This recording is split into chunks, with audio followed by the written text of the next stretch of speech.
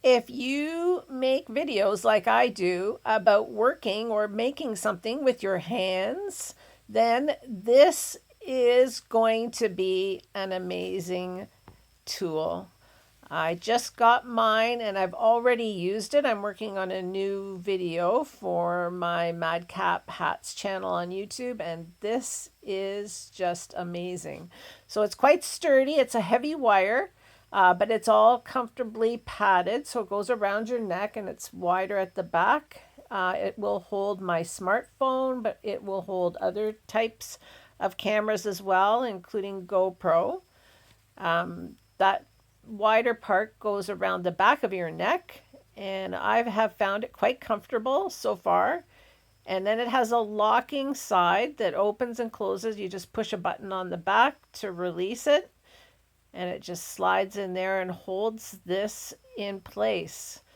And this is called a neck mount necklace holder, and it has a magnet as well built into the back that holds the that long part with the screw, and that's the part that can turn, so you can have a vertical shot or a horizontal shot. And I shoot my videos for YouTube, so I'm going to use it in the horizontal direction.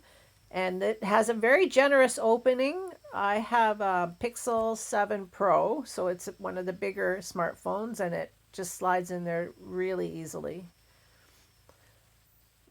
Now I'm going to show you, that's me. I'm going to sew something with my hubby's phone in the holder and my phone in its regular stand. And you can see on the right is the shot that I'm getting from this necklace holder.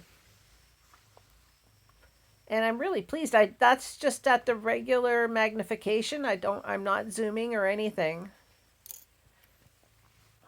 So I'm really pleased about how steady it is too, because it's so heavy duty as far as that rubber coated or coated heavy wire that goes around the neck. It really doesn't move. And here I am. I'm just going for a little walk in our backwoods.